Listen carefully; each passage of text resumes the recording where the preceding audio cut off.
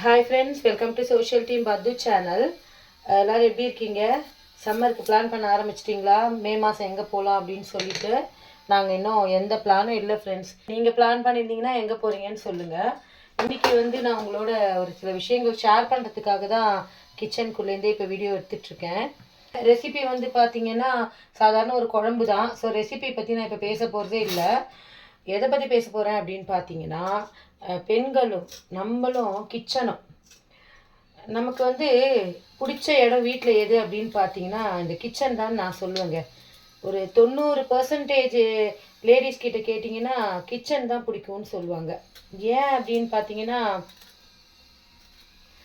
மற்ற எங்கேயுமே நம்மளால் உரிமையாக பேச முடியாது. 4 பேர் நம்மளை சுற்றி இருந்துகிட்டே இருப்பாங்க.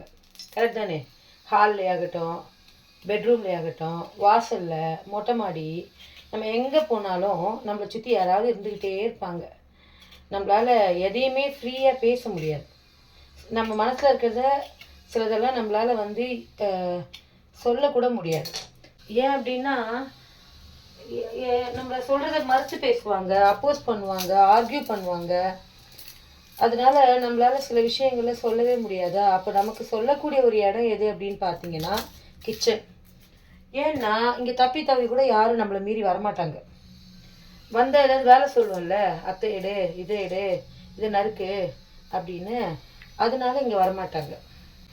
ஸோ நம்ம பேசிக்கலாம். நம்ம மனசில் என்ன இருக்குது, நம்ம என்ன செய்யலாம், இன்றைக்கி என்ன பொழுது, இன்றைக்கி எப்படி நம்ம இந்த பொழுதை யூஸ்ஃபுல்லாக செய்யலாம், நம்ம என்ன பிளான் என்ன அப்படிங்கிறத நம்ம இங்கே சொல்லிக்கலாம். யார்கிட்ட சொல்லுவோம்? கொஞ்சம் யோசிங்க. மெயினாக இந்த அடுப்பு. அதனால தான் அடுப்பை தொடச்சி கோலம் போட்டு வைக்கிறோம். ஏன்னா அது மகாலட்சுமி. மகாலட்சுமி தாயார் யாருன்னா அம்மாக்கெல்லாம் அம்மா. எல்லாருக்கும் மகாலட்சுமியை பிடிக்கும். சரஸ்வதியை எந்த அளவுக்கு பிடிக்குதோ இல்லையோ, மகாலட்சுமியை எல்லாருக்கும் பிடிக்கும் ஃப்ரெண்ட்ஸ். அம்மா எப்படி நம்ம சொல்கிறதெல்லாம் கேட்பாலோ அதே மாதிரி தான் மகாலட்சுமி. அம்மா மாதிரி எல்லாத்தையும் கேட்பா. அதனால் கிச்சனில் நமக்கு என்னெல்லாம் தோன்றதோ அதை நம்ம சொல்லிக்கலாம். நல்லது கெட்டது. ஆனால் ஒரு விஷயம் மட்டும் பண்ணாதீங்க, தயவு செஞ்சு கிச்சனில் அழாதீங்க. சில பேர் புலம்புவா, என்னையும் சேர்த்தா. இன்னும் சில பேர் புலம்புவோம். என்ன புலம்புவோம் அப்படின்னு பார்த்தீங்கன்னா, எதையாவது நம்ம மனசில் இருக்கிறது நடக்கலைன்னு வச்சுக்கோங்களேன். நமக்கு எகெயின்ஸ்டாகவே பண்ணுறாங்க. தன்னால் நடக்கிறது வேற, சொல்கிறத செய்யாமல் அகெயின்ஸ்டாக பண்ணுறாங்க அப்படின்னா நான் கூட புலம்புவேங்க. ஏந்தா அதுவும் எப்படி தெரியுமா நம்ம புலம்பல் இருக்கோம், நம்மளை பற்றி நம்மளே கீழே சொல்லிப்போம். ஏந்தா இப்படி ஒரு வாழ்க்கையோ, நான் ஏந்தா இப்படி பண்ணுமோ அப்படி இப்படின்னு புலம்பி தள்ளுவோம்ல. ஸோ அந்த ஒரு இடமா தான் இந்த கிச்சன் நான் சொல்கிறேன். ஆனால் நான் சொல்கிறேனே தவிர இந்த வாதம் கரெக்டா அப்படின்னா தப்பு. ஏன் அப்படின்னா, அன்பாக சமைச்சு போகிற இடம். நம்ம பசங்க, பெரியவங்க, வீட்டில் இருக்கிறவங்க எல்லாரும் நம்மளை நம்பி, நம்ம கொடுக்கறத நம்பி சாப்பிட்ற ஒரு இடம் இது. அதுக்கு ப்ரிப்பேர் பண்ணுற ஒரு இடம். இந்த இடத்துல நம்ம பகைமை பண்ணுறதுக்கோ இல்லைன்னா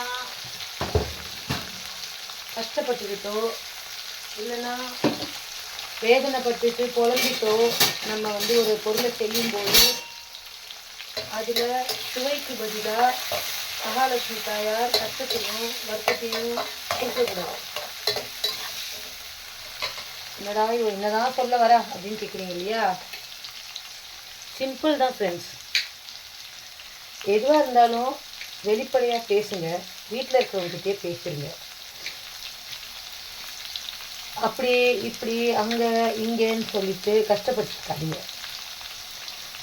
கேட்க சொல்லுங்க. நீங்கள் சொல்கிறத கேட்கலன்னா உட்காந்து கேட்க சொல்லுங்க. இதற்காகத்தான் நான் சொல்கிறேன், கேளுங்க அப்படின்னு வீட்டில் இருக்கிறவங்கள கேட்க சொல்லுங்க.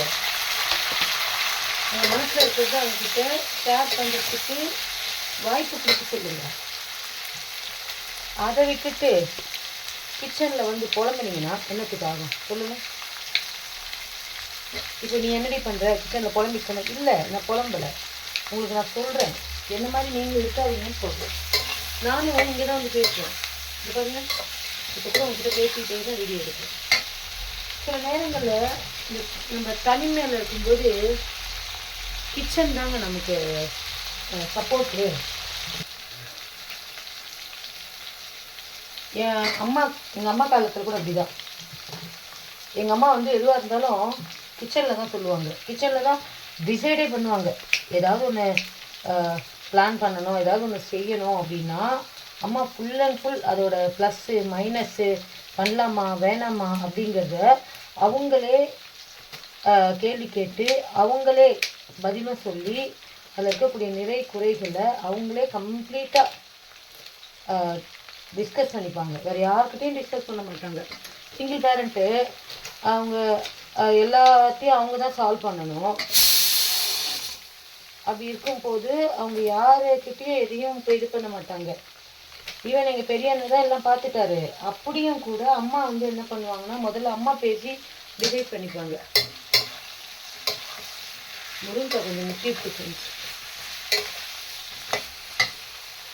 அம்மா தான் வந்து மொத்தமாக எல்லா விதமான முடிவும் எடுப்பாங்க. ப்ளஸ்ஸு வந்தாலும் அம்மாவுக்கு தான் க்ரெடிட்டு, மைனஸ் இருந்தாலும் அம்மாவுக்கு தான். அம்மாவே சொல்லுவாங்க, அம்மா நான் தான் இப்படி யோசிச்சுருக்கணும் அப்படின்னு. அப்போது அந்த டிசிஷன் எடுக்கிறதுக்கு அவங்களுக்கு ஒரு கம்ஃபர்டபுளான இடம் எதுன்னா கிச்சன் தான். எனக்கு பார்த்தீங்கன்னா நான் குக்கரில் தான் சாதமே வச்சுருக்கேன். கால் வலிக்குது, நிற்க முடியல, நின்று வலிக்கிற அளவுக்கு பொறுமை இல்லை. அதனால் எங்கள் அம்மா வந்து கிச்சனில் எவ்வளோ பேசியிருப்பாங்கன்னு தெரியும். சில நேரங்கள் என் காதில் விழும். நான் கடைசி அப்படிங்கிறதுனால அம்மா வந்து சிலதெல்லாம் சொல்லுவாங்க. அப்போ நான் எனக்கு தெரியுமோ தெரியாதோ, புரியுமோ புரியாதோ, ஆனால் நான் கேட்டுப்பேன். அந்த மாதிரி நிறைய அம்மா வந்து பேசுனது அதே தான் இப்போ நான் பண்ணுறேன்னு எனக்கு தோணுது. மேக்ஸிமம் கிச்சனில் நான் இருந்தேன்னா நான் வந்து எனக்கு என்னெல்லாம் தோணுதோ, நான் என்னெல்லாம் செய்யணும்னு நினைக்கிறேனோ, என்னுடைய ஃபீலிங்ஸ் முதல் நாள்து அடுத்த நாள்து எல்லாத்தையும் நான் கிச்சனில் தான் வந்து ஷேர் பண்ணுறேன் ஃப்ரெண்ட்ஸ். கிச்சனில் யாரோட ஷேர் பண்ணுறேன்னா இந்த குக்கர், இந்த கடாயி, இந்த கரண்டி, அப்புறம் இருக்கக்கூடிய மளிகை டப்பா, உப்பு, புளி, மிளகா. ஆனால் கான்சன்ட்ரேஷன் சமையலில் இருக்குமானா கண்டிப்பாக எவ்வளோ போடுறேன் அது ரொம்ப ஆட்டோமேட்டிக்காக அது வாட்டும் எடுத்து போட்டுட்ருக்கேன். இது எவ்வளோ போடணும், அது எவ்வளோ போடணும், இதில் எவ்வளோ இது செய்யணும் அப்படின்னு சொல்லிட்டு. ஸோ அந்த மாதிரி தான் வந்து எனக்கு கிச்சன் ப்ராக்டிஸ் ஆகிருக்கு. எதுக்கு இந்த வீடியோ போடுறேன்னா என்னமோ அவங்ககிட்ட சொல்லணும்னு தோணுச்சு. நீங்களாம் எப்படி பண்ணுறீங்க? கிச்சனில் வந்து அமைதியாக வேலை செய்வீங்களா, இல்லை 2-3 பேராக சேர்ந்து வேலை செய்வீங்களா? 2-3 பேராக சேர்ந்து வேலை செய்கிற காலகட்டங்கள் இப்போ ரொம்ப கம்மியாயிடுச்சு. ஏன்னா எல்லோரும் தனி கொடுத்தணும் அவங்கவுங்க வீடுன்னு. யாராவது புதுசாக வந்தால் கூட அவங்க நம்ம கிச்சனில் வந்து வேலை செய்ய விட மாட்டோம் இல்லைங்களா? ஸோ நீங்கள் எப்படி அப்படிங்கிறத இந்த வீடியோ பார்த்துட்டு கமெண்ட் பண்ணுங்கள் ஃப்ரெண்ட்ஸ். மறக்காமல் சோஷியல் டீம் பது சேனலை லைக் பண்ணி ஷேர் பண்ணுங்கள். உங்கள் கமெண்ட் ஒவ்வொன்றும் எனக்கு ரொம்ப ரொம்ப ரொம்ப இம்பார்ட்டன்ட் ஃப்ரெண்ட்ஸ். Bye friends.